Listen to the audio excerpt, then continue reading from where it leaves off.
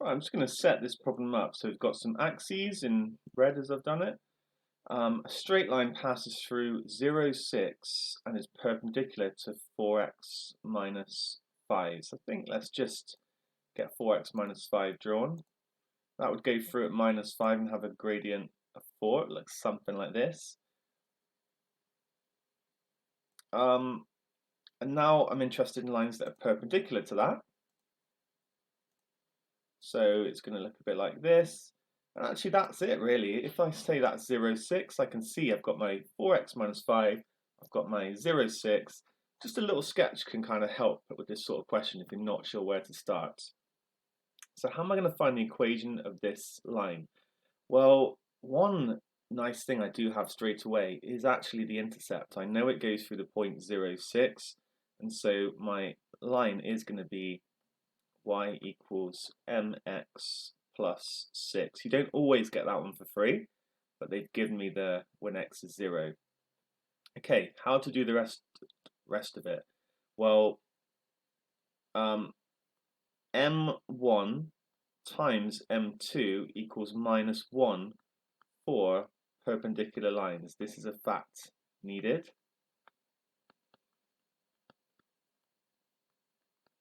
Basically, if two lines are perpendicular, then when I multiply their gradients, I will get minus 1, guaranteed every time. Amazing, isn't it? So therefore,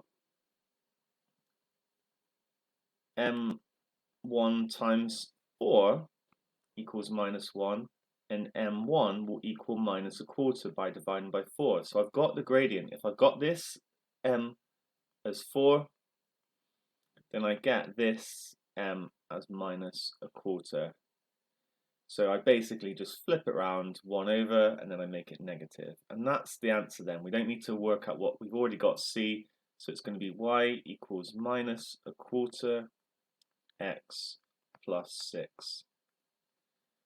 Work out the coordinates of the intersection of the graphs of y equals 4x minus 5 and y equals x squared minus 17.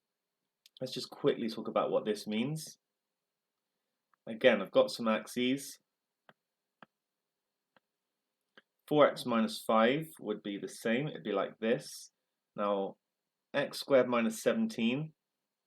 X squared is this graph here. If I minus 17, actually it will just it will translate in the y direction. And what I'll get are two coordinates where they meet.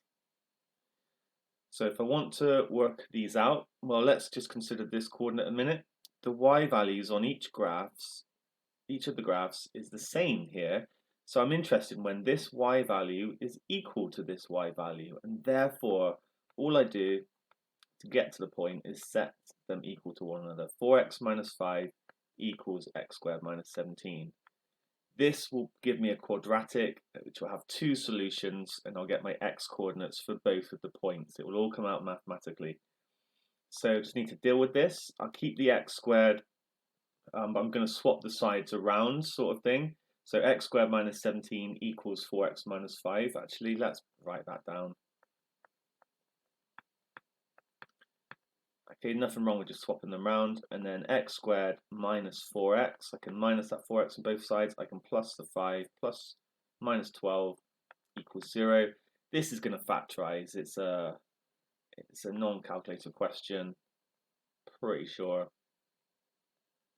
Could be wrong.